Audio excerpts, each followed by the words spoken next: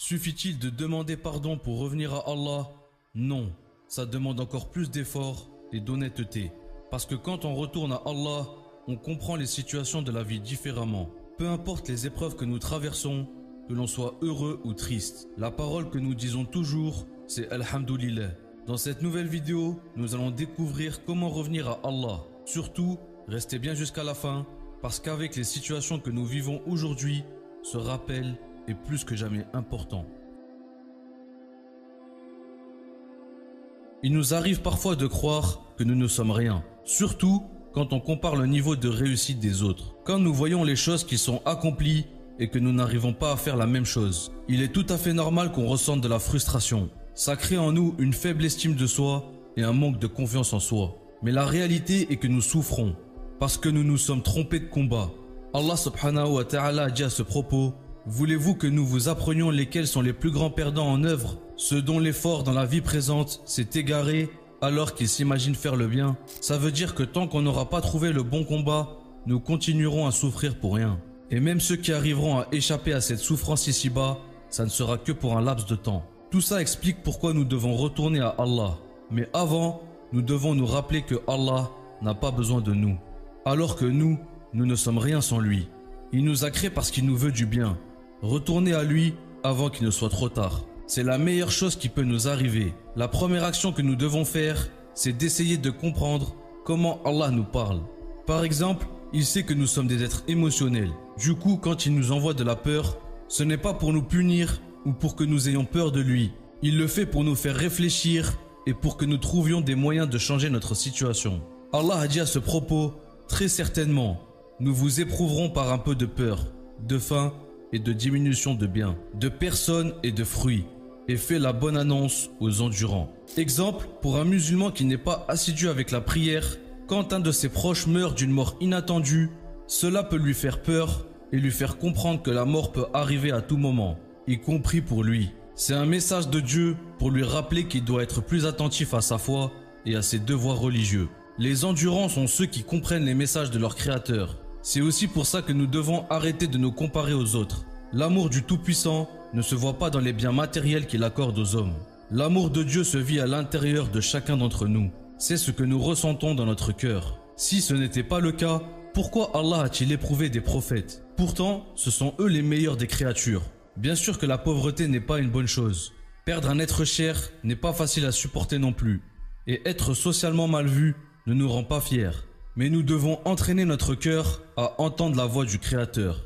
Un Dieu qui s'est lui-même interdit l'injustice. Tout ce qu'il fait est juste. Et cela demande beaucoup d'efforts et d'honnêteté. Pendant 2 ans, le Covid a secoué le monde entier. La pandémie a eu un impact sur la façon de vivre, de travailler, de consommer et de nous relier aux autres. Mais chacun l'a vécu d'une manière différente. Pour certains, cela a été l'occasion de se rapprocher de Dieu. Pour d'autres, cela les a éloignés de lui.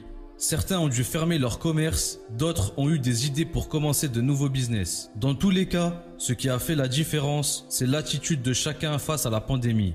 Le Covid était un test pour l'humanité. Et comme tous les tests, il a pris fin. Ou du moins, il n'a plus la même proportion qu'avant. C'est la preuve que toutes les situations que nous vivons sont temporaires. Dieu les remplace toujours par d'autres situations. Les épreuves nous aident à grandir et surtout à découvrir de nouveaux chemins, à condition que nous soyons attentifs aux signes de Dieu.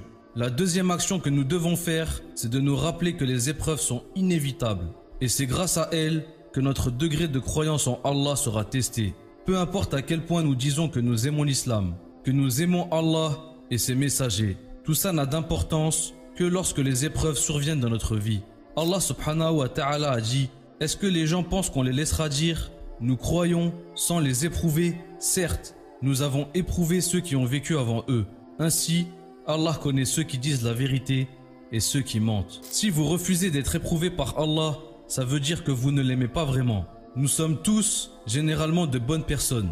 Et même Iblis était une des meilleures créatures de Dieu, jusqu'à ce que lui vienne une épreuve.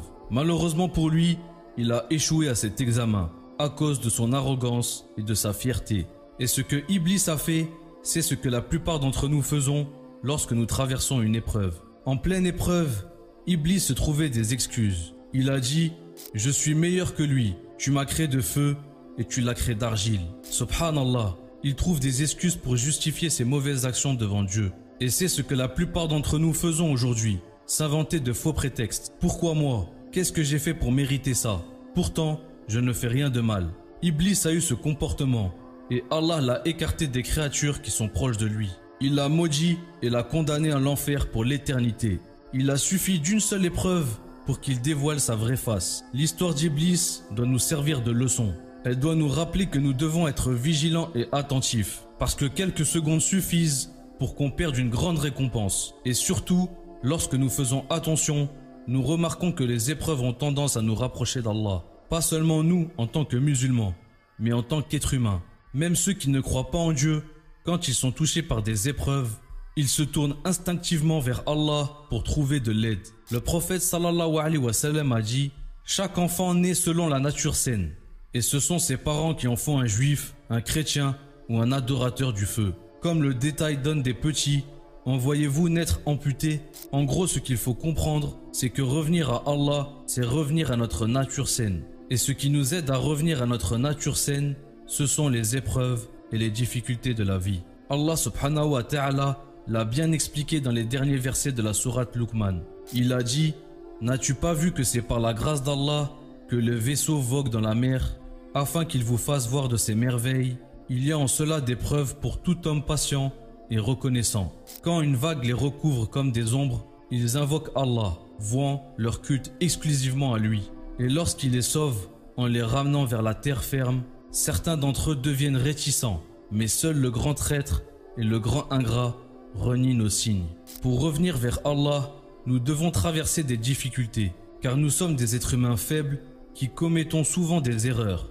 Il est important de demander pardon à Dieu régulièrement, parce qu'il aime pardonner, et il aime ceux qui reviennent à lui repentants. Ô mes serviteurs qui avez commis des excès à votre propre détriment, ne désespérez pas de la miséricorde d'Allah, car Allah pardonne tous les péchés. Oui, c'est lui le pardonneur, le très miséricordieux. Et revenez repentant à votre Seigneur et soumettez-vous à lui, avant que ne vous vienne le châtiment et vous ne recevez alors aucun secours. En tant que musulmans, nous devons avoir l'espoir et croire que nous pouvons nous faire pardonner par Allah, car c'est lui le pardonneur, le très miséricordieux.